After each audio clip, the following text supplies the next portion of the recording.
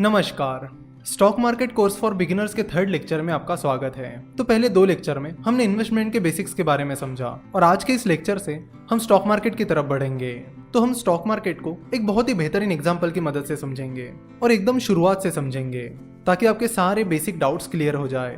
तो इस पूरे स्टॉक मार्केट को आज हम एक स्टोरी की मदद से समझने वाले हैं और इस स्टोरी के दो मेन कैरेक्टर्स हैं, विवेक और योगेश। मान लेते कि विवेक ने हाल ही में अपना MBA पूरा किया है और विवेक के दिमाग में एक बिजनेस आइडिया आ गई है।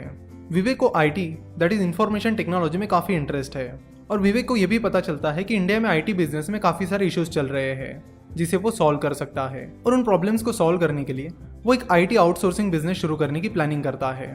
तभी विवेक को लगता है कि उसे एक बिजनेस पार्टनर की ज़रूरत है, इसलिए वो अपने दोस्त योगेश को अप्रोच कर लेता है।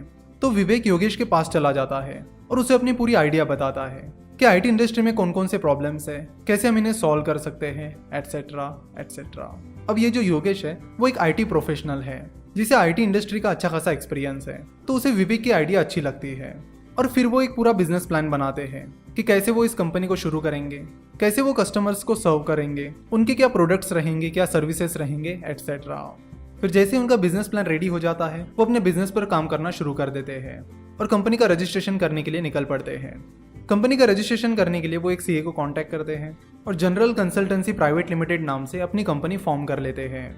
विवेक और योगेश अपनी company general consultancy private limited में 50-50% पार्टनरशिप रखते हैं, यानी कंपनी पर 50% हक विवेक का रहेगा और 50% हक योगेश का रहेगा, यानी दोनों के पास कंपनी की आधी आधी ओनरशिप रहेगी। कंपनी फॉर्म करने के बाद वो अपना प्रोडक्ट और सर्विस डेवलप करने पर काम शुरू कर देते हैं और साथ ही कस्टमर्स भी ढूंढने लगते हैं। योगेश को IT इंडस्ट्री में अच्छा खासा एक्सपीरियंस है, जिसकी वजह से योगेश के IT इंडस्ट्री में अच्छे खासे कॉन्टैक्ट्स थे, जिसके चलते जनरल कंसल्टेंसी को अपने शुरुआत के कुछ क्लाइंट्स मिल जाते हैं और उनका बिजनेस चलने लगता है।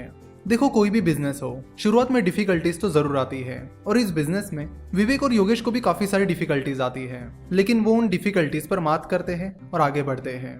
जब भी कोई नया बिजनेस शुरू होता है तो शुरुआत में कई बार वो ऐसे मुकाम पर आ जाता है जहां से वो कभी भी फेल हो सकता है। जनरल कंसल्टेंसी के साथ भी शुरुआत में कुछ ऐसा ही हुआ, लेकिन उन खराब हालातों में भी उन्होंने कभी हार नहीं मानी और मेहनत करके उन्होंने सरवाइव किया और अपने बिजनेस मॉडल को क्रैक किया।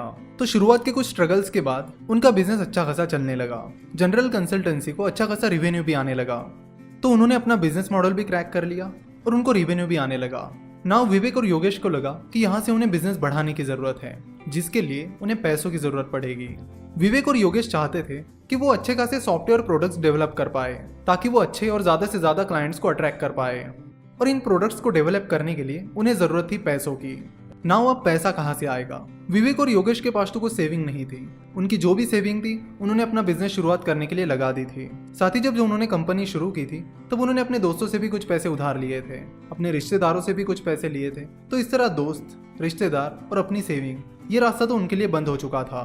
तो अपने बिजनेस की फंडिंग के लिए वो कुछ और रास्तों की तलाश कर रहे थे। तो विवेक और योगेश ने देखा कि वो कहाँ कहाँ से पैसा उठा सकते हैं।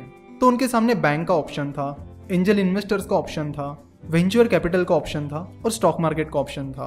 तो विवेक और योगेश को लगा कि ये कुछ ऑप्शंस है जिनके बारे में उन्हें सोचना चाहिए। तो विवेक और योगेश ने जिन 4 ऑप्शंस के बारे में सोचा वो 2 कैटेगरीज में बढ़ते हैं, डेट फाइनेंसिंग और इक्विटी फाइनेंसिंग। चलो तो समझते हैं कि ये डेट फाइनेंसिंग और इक्विटी फाइनेंसिंग क्या होती है। बैंक एक डेट फाइनेंसिंग का ऑप्शन है। जब कोई कंपनी बैंक से लोन लेती है तो उसे वो पैसा ब्याज यानी इंटरेस्ट के साथ वापस करना होता है। तो बैंक से लिया हुआ कर्ज डेट फाइनेंसिंग में आता है। अब बात करते हैं इक्विटी फाइनेंसिंग की। जब कोई कंपनी इक्विटी फाइनेंसिंग से पैसा उठाती है तो वो पैसा कंपनी को वापस नहीं करना होता। For example angel investing, venture capital, stock market, ये सारे इक्विटी फाइनेंसिंग के तरीके हैं। तो जब कोई एंजल इन्वेस्टर किसी स्टार्टअप में इन्वेस्ट करता है तो उस स्टार्टअप को, उस एंजल इन्वेस्टर को उसका पैसा रिटर्न नहीं करना होता। तो उस एंजल इन्वेस्टर ने इन्वेस्ट किए हुए पैसों के बदले में कंपनी को उन्हें कंपनी में ओनरशिप देनी होती है, यानी भागीदारी देनी होती है।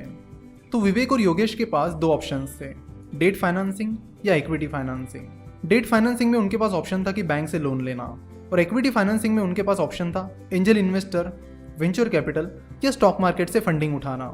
अगर वो बैंक से पैसे लेते हैं तो उन्हें वो पैसा ब्याज के साथ वापस करना होगा, और अगर वो स्टॉक मार्केट, एंजल इन्वेस्टर्स या वेंचर कैपिटल से फंडिंग उठाते हैं तो उन्हें उन इन्वेस्टर्स को अपनी ओनरशिप देनी पड़ेगी। अब इन्वेस्टर्स को ओनरशिप देने के बाद विवेक और योगेश का ओनरशिप पैटर्न क्या रहेगा, डेट फाइनेंसिंग के क्या फायदे और नुकसान हैं, इक्विटी फाइनेंसिंग के क्या फायदे और नुकसान हैं, इसे हम नेक्स्ट लेक्चर में देखेंगे। और नेक्स्ट लेक्चर में इस स्टोरी को हम कंटिन्यू करेंगे। आशा करता हूँ कि आपको आज का ये लेक्चर पसंद आया होगा।